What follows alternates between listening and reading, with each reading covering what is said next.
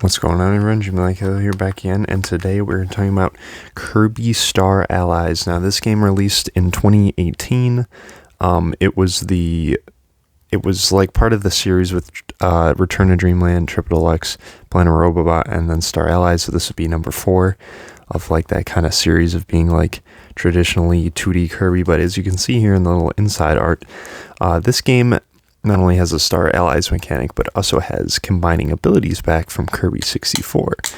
So that is pretty cool. So we got that showcase on the back, and then what's cool about this game is when you play co-op, your co-op friends can play any of the characters in the game that you throw the little friend heart at, which is actually really cool. You can't do that in any other Kirby game that I know of, as far as I know.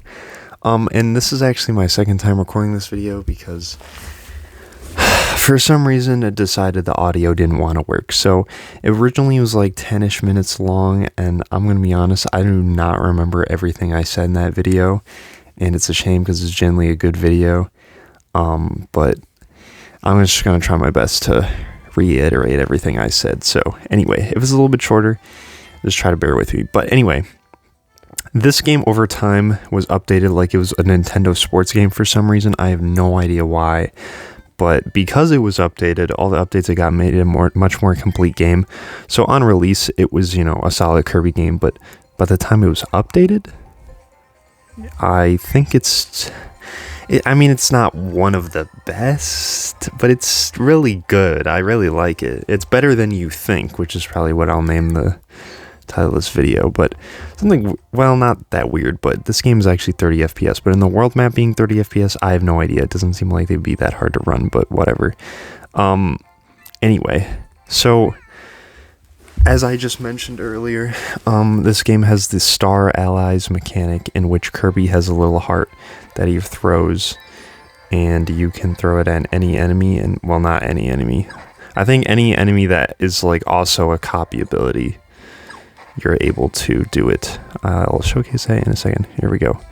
I can eat him and get the ability, or I could have made him my friend, but we're gonna wait for that because that's later in the level.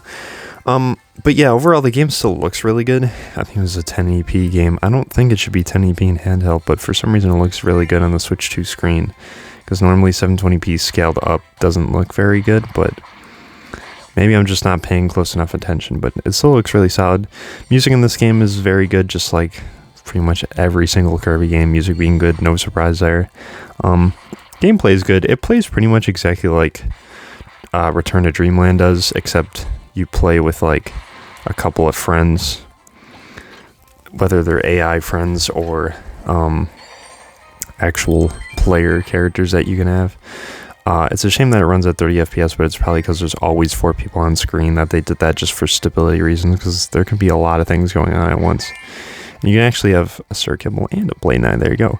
And if I get this little friend guy here, and I raise my sword up like this, boom, fire sword. Kirby 64 style combo abilities, which is always something I really loved about Kirby 64 and never knew why they didn't bring it back until this game in 2018 they did, and I was really pleased about that. So more enjoyment out of this game. I've yet to actually replay this game, so I don't know how replayability is, but Kirby games in general usually have pretty good replayability. And just like playing this one level through, I'm actually having, I don't know, I think it's really fun. This is just level 1, because they get a lot better as they go along. It is an even, like, I know Kirby games are normally easy, but this Kirby game, because you have 4 people with you at any given time, is even easier, so to each his own, I guess. But I figure every Kirby game is pretty easy, except like Forgotten Land actually gets kind of challenging. Still not that hard, but they're easy anyway. Might as well just have the most amount of fun you can have with it, so I don't really mind. Most thing I mind is 30 FPS, and if the Switch 2 got an update for this game to make it 60, that would be awesome. That will probably never happen because they saved that for Forgotten Land, so whatever, it is what it is. But that's basically the main game. It plays just like the other modern 2D Kirby games, so that's all you really need to see for that. The weird thing is the menus are 60 FPS. As you can see here, it's a lot smoother. It's like not even consistent. It's like it goes from smooth to slow, and it makes it even more noticeable and worse, to be honest. So I don't know if it's better to have it that way or worse, because it seems more jarring when they do that, but I don't know. And then here's the first world we start in is just Dreamland, but then it opens up to Planet Popstar, which looks like the world map from like something like Planet Robobot, where that's all the worlds are on, but this is actually just the second world, and these are just the levels, which is pretty interesting. So it really opens up here, and then you go to Jam Station, the next world, and it kind of like shrinks down again, but it's pretty different from other games, and it's more like cinematic angle, and it looks really cool. And I don't think this game is very long. Most Kirby games aren't anyway, but I don't know if this was... I feel like this game was shorter than Planet Robot Triple X, which already aren't long. I don't know if it actually was, but it's probably just similar in length. I don't think it was like super short or anything. This game ended up later getting on the New Game Plus type of mode. Well, I think it launched with Get Star. I really like the music in this game, though. The music for this world, if you can hear it, I really like it. I don't know, it's just very satisfying. But also, this looks like really cinematic. It's really cool, and there's like extra levels here that you could find that aren't immediately present to you. But I don't know, overall visuals of this game, I gotta say, it looks really good. But being the first Kirby Switch game will do that to you, so that's pretty cool. As I was saying before, the newly updated modes and stuff, the Star Slam Heroes is just a mini game, same thing with Chomp Champs, those are there from the beginning. Guest Star mode, I don't remember if it was new or not, to be honest. I know Ultimate Choice was not new. I'm pretty sure that was just a boss rush. Heroes, another mention I know was added, but Ultimate Choice might have been added, but maybe it was Guest Star, I don't know.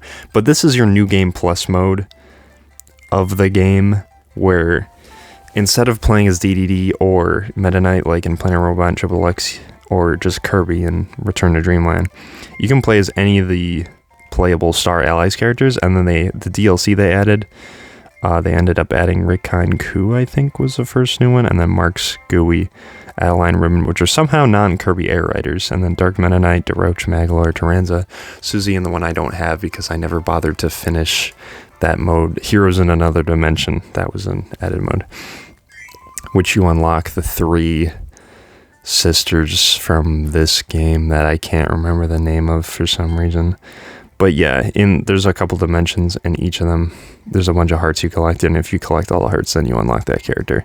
But it's just another like fun single player mode you can play through, or with your friends. I guess it's kind of multiplayer for both.